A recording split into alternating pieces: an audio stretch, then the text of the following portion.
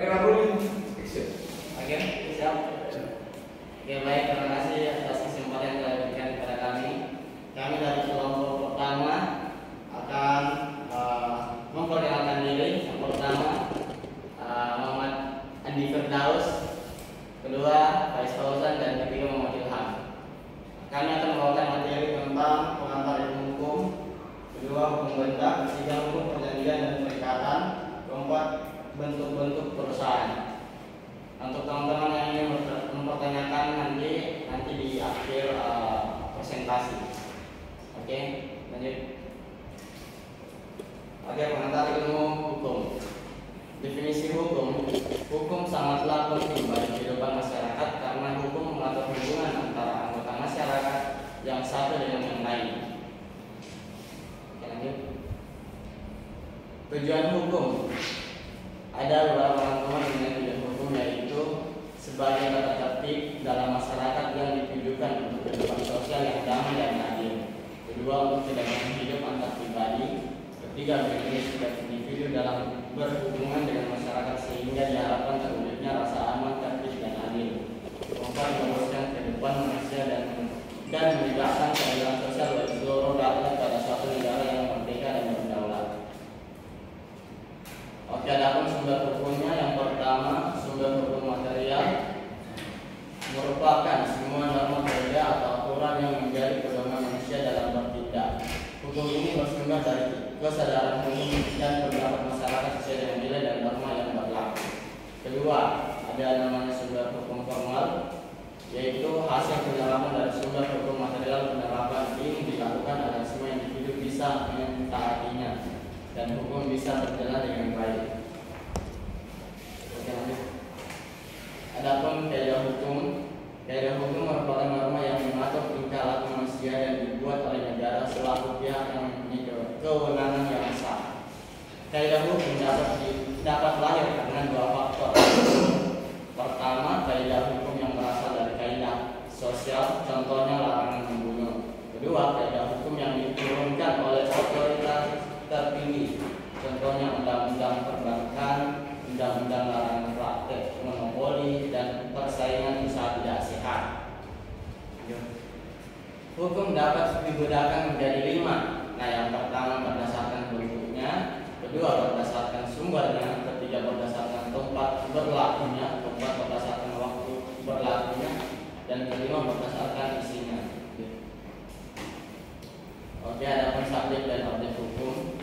Apa itu objek hukum? Objek hukum adalah segala sesuatu yang berguna bagi subjek hukum dan dapat menjadi objek dari suatu hubungan hukum, yang biasanya berbentuk benda maupun hak yang dapat dimiliki dan dikuasai oleh subjek hukum. Subjek hukum adalah segala sesuatu yang menurut hukum mempunyai hak dan kewajiban sehingga memiliki kewenangan untuk bertindak. Nah, materi kedua itu hukum benda. Pengertian benda dan hukum benda. Benda adalah segala sesuatu yang dapat dilihat, dan hukum benda adalah aturan hukum yang mengatur hubungan antara manusia sebagai subjek hukum dengan benda sebagai objek hukum. Adapun jenis benda, yang pertama benda berwujud, kedua benda tidak berwujud, ketiga benda bergerak, keempat benda tidak bergerak. Nah, hak manusia itu terbagi 3, yaitu hak kebendaan. Hak kebendaan ini adalah hak yang memberikan kekuasaan atas suatu benda. Hak ini disebut juga hak mutlak atau hak jamak. Nah, kedua, hak perseorangan adalah hak yang memberikan suatu tuntutan atau penagihan terhadap seseorang. Ketiga, hak pelangi adalah hak istimewa dari seorang penjual barang bergerak yang belum menerima pembayaran harga barangnya. Nah, yang ketiga, materi hukum perjanjian dan perikatan. Hukum perjanjian dan perikatan dalam bentuk hukum perdata. Oke, hukum perdata adalah bidang hukum yang cakupannya sangat luas serta beraneka ragam pengaturan dan ketentuannya. Perikatan adalah suatu hubungan hukum antara dua orang atau dua pihak, yang dimana berdasarkan hubungan tersebut pihak yang satu berhak menuntut sesuatu dari pihak yang lain, dan pihak yang lain berkewajiban untuk memenuhi tuntutan tersebut. Perjanjian adalah suatu peristiwa ketika seseorang berjanji kepada orang lain atau ketika dua orang saling berjanji untuk melakukan sesuatu hal. Oke, selanjutnya akan dilanjutkan oleh Vice Pausan. Silakan. Ya, terima kasih seluruhnya. Asas dalam hukum perjanjian klasik. Yang pertama, asas kebebasan.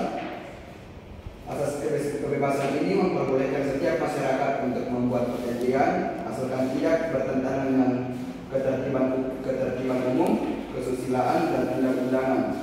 Asas ini memberikan kebebasan yang seluas-luasnya kepada masyarakat untuk mengadakan perjanjian yang berisi apa saja. Yang kedua, asas konsensualisme. Menurut asas ini, salah satu syarat sahnya perjanjian adalah adanya kesepakatan atau konsensus di antara kedua belah pihak. Asas ini menyatakan bahwa perjanjian pada umumnya tidak diadakan secara formal, melainkan cukup dengan adanya kesepakatan atau persesuaian di antara kedua belah pihak. Yang ketiga, asas kepastian hukum. Asas ini dipatuhi sebagai sebuah prinsip yang menetapkan bahwa semua perjanjian yang dibuat secara sah berlaku sebagai undang-undang bagi mereka yang membuatnya. Dengan kata lain, asas ini melandasi pernyataan bahwa sebuah perjanjian akan mengakibatkan suatu kewajiban hukum sehingga para pihak terikat untuk melaksanakan perjanjian tersebut. Yang keempat, asas tidak baik. Asas tidak baik. Menurut asas ini, perjanjian yang dibuat memperhatikan norma-norma kepatutan dan kesusilaan sehingga mencerminkan suasana batin yang tidak menunjukkan adanya kesengajaan untuk merugikan pihak lain. Yang kelima, asas kepribadian. Menurut asas ini, perikatan hukum yang dilahirkan oleh suatu perjanjian hanya mengikat orang-orang yang membuat perjanjian tersebut dan tidak mengikat orang lain. Ya, syarat sah suatu perjanjian. Yang pertama, adanya kata sepakat. Adanya kata sepakat di dalam perjanjian pada dasarnya adalah bahwa pihak yang membuat perjanjian harus sepakat atau setuju mengenai hal-hal pokok atau materi yang diperjanjikan. Apa yang dikehendaki oleh pihak yang satu juga dikehendaki oleh pihak yang lain. Yang kedua, kecakapan para pihak untuk membuat suatu perikatan pada prinsipnya. Setiap orang dianggap cakap atau mampu untuk membuat suatu perjanjian, kecuali ditentukan lain oleh undang-undang. Prinsip ini bersumber dari pasal 1329 KUHP Perdata yang mengatakan bahwa setiap orang adalah cakap untuk membuat perikatan-perikatan, kecuali oleh undang-undang menyatakan tidak cakap. Yang ketiga, apa yang diperjanjikan atau objek perjanjiannya harus jelas.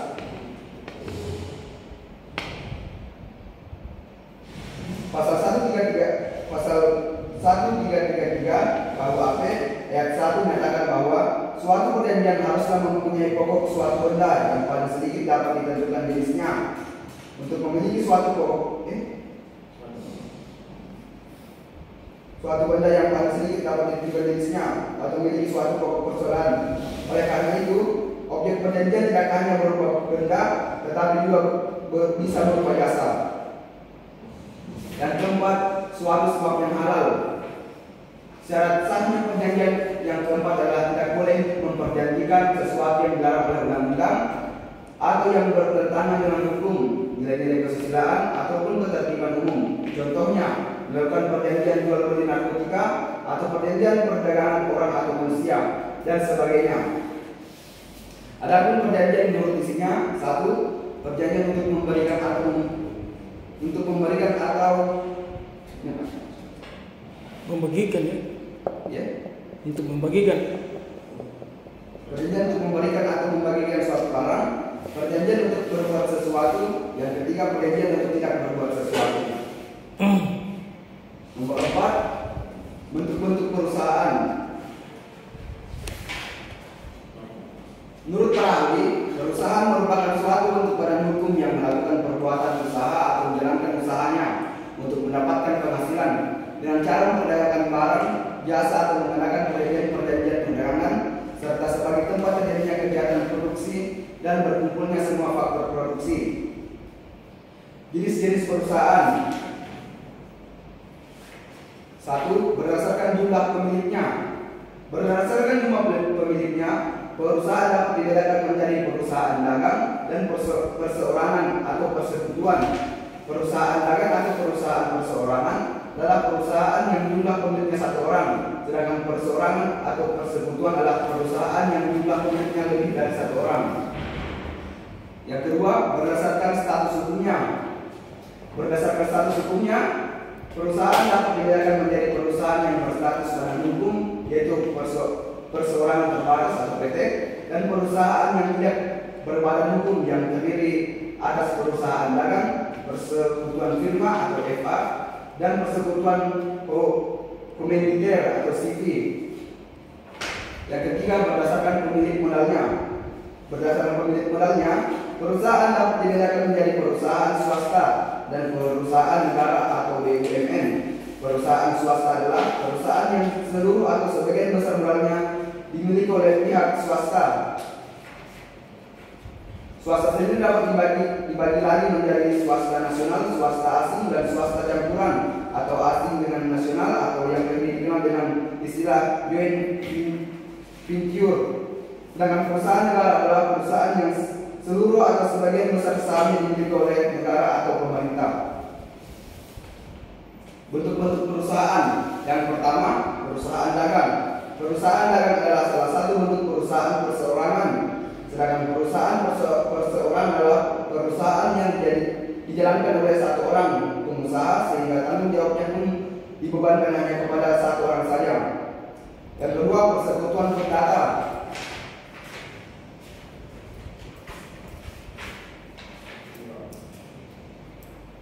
Persekutuan perdata menurut pasal 118 KUHP yang dimaksud dengan persekutuan perdata adalah suatu perjanjian di mana dua orang atau lebih mengikatkan diri untuk memasukkan sesuatu ke dalam persekutuan dengan tujuan untuk kembali keuntungan atau kemanfaatan yang diperoleh.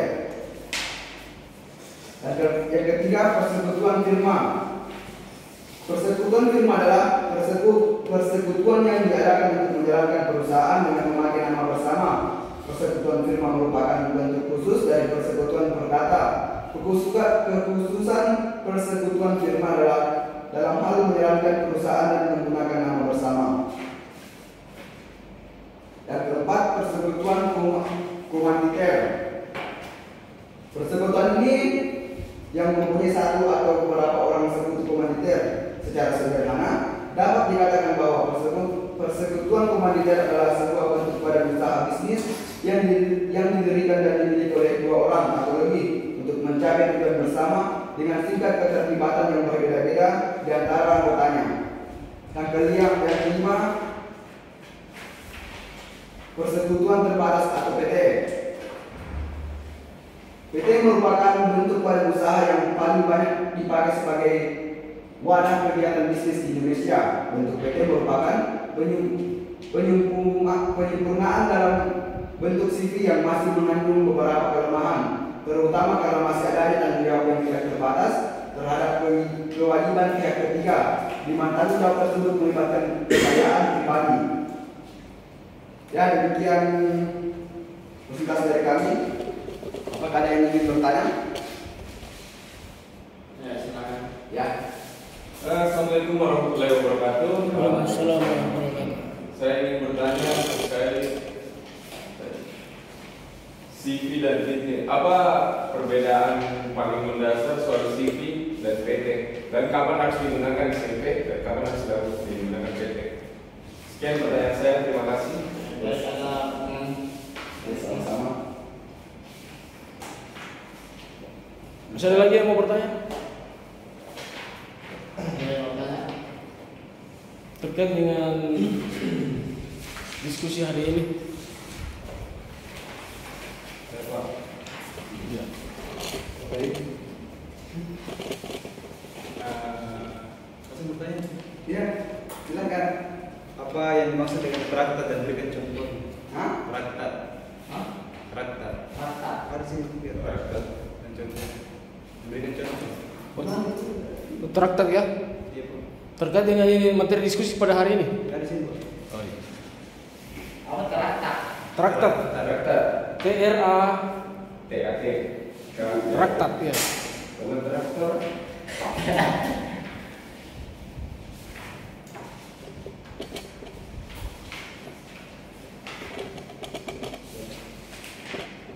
Ya, kami minta awal sedikit waktunya sebelum menjawab pertanyaan dari teman-teman sekalian. Tolong waktunya dipercepat sedikit, soalnya saya menjawab. Bisa ditampilkan manunya profilnya pembisnis yang itu.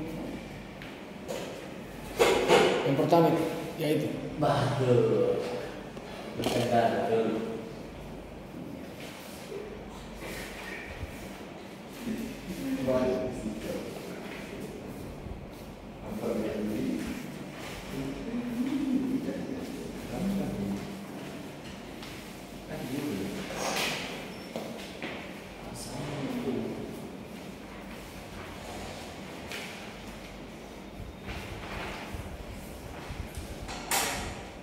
Juga tadi kegiatan diskusi yang dilaksanakan oleh mahasiswa kelas A5 Fakultas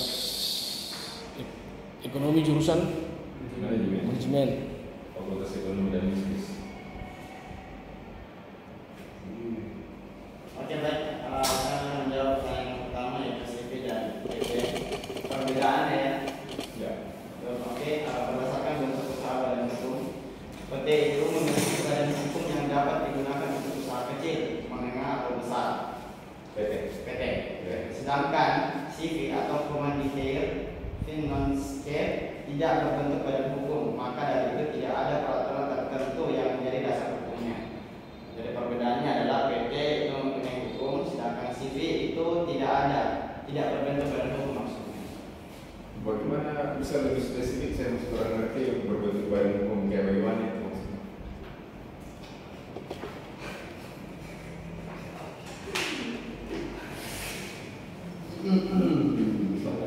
Karena saya masih kurang ngerti. Oke, baik.